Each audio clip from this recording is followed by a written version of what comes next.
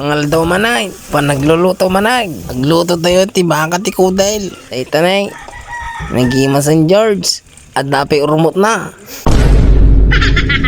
Gagarutin ko lang ito ng paganito, paganyan, at paganon. Katamtamang laki lang.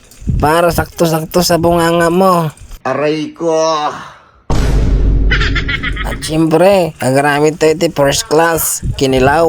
Gagalip na nga pala ako dito ng madaming sibuyas, pangpabangsit sangaw. Maglalagay na nga ako dito ng pangpadulas. Sana all. Igigisa na natin itong pangbabangsit sangaw. Ito lang ang paggigisa natin. Nagaburan samot tayo, tilayan, bawang nga, hindi bawang kaw. At ipipisok na nga natin itong baka ng kudel. Antay umaura yan, hindi ko matangayin. Isasabay ko na natin ito para hindi naman maging bubblegum pag nginalngal mo. Lalagyan na natin ito ng tubig at titimplahan na nga natin ito.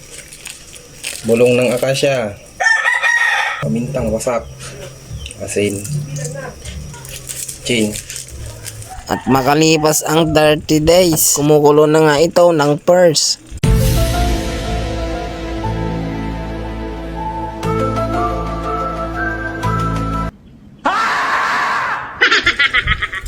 I-check na natin kung malambot na ba. Malambot na nga. At hahadawin na natin ito at gagalipin. At eto na nga, wala nang urmot yan. Nilinisan ko na. Sisimulan na natin galipin. Niinipisan lang natin ang galip natin.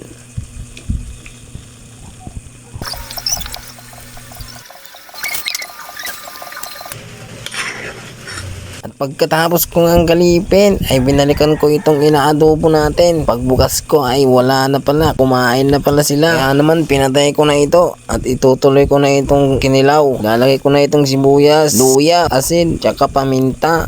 At syempre, sili, pangpaapgas ubag. Aray ko.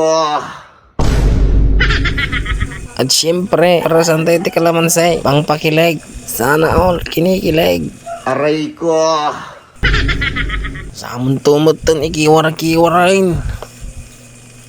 Ay nakaw. Kimasain nga partneran ti Ginain. Oh my God! Isaus. Kiwar-kiwar mo lang. Nagbayag kabutain.